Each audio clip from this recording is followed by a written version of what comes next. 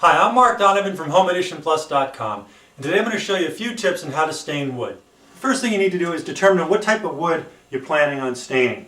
Here we have hardwood, which is an oak wood, and hardwoods are woods like oak or maple.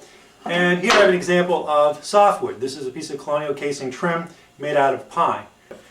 Pine will absorb stain much easier than a hardwood, and thus could come off looking quite dark with even one coat of stain. Hardwood, on the other hand, does not absorb stain as well, and we may need to put several coats of stain on this particular piece of oak to actually get it to darken up to any significant extent. If you don't know what type of wood you actually have, whether it be a hardwood or a softwood, it's easy to actually tell for the most part by just looking at the grain of the wood. With this particular piece of hardwood, you notice the grain is rather consistent throughout. This is an example of a hardwood product. Whereas a softwood frequently can be blotchy in appearance and the grain not be consistent throughout the length of board. So those are the two simple ways to really determine if you've got hard or soft wood. Because softwood can sometimes have an uneven grain or kind of a splotchy appearance, it's best to usually use some type of Prestain conditioner on the wood itself prior to applying the stain. This will allow a more even look on the trim board or piece of wood that you're staining. Prior to actually staining the wood, it's important that it be sanded to the level that you're looking for.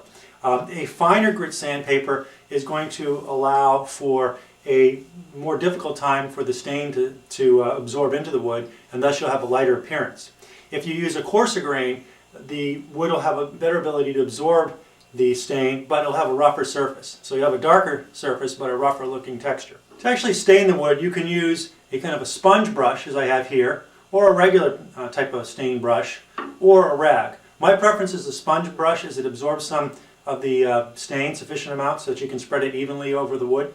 Because stain is difficult to get off your hands, it's best to use a pair of vinyl or latex gloves to protect your hands from getting any stain on them.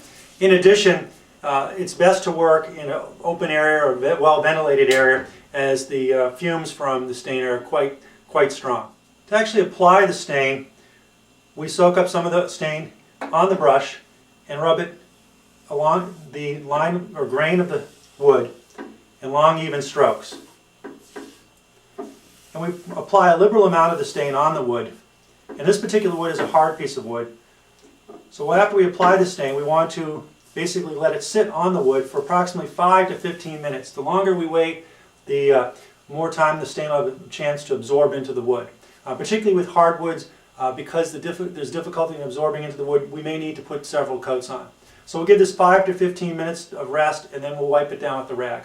Now that our piece of wood has had some time to absorb the stain, we use a clean rag and we wipe down the stain in the direction of the grain of the wood. As you can see here, we've had a chance for it to really have the opportunity to absorb into the wood to a color that I'm comfortable with for what I'm working on.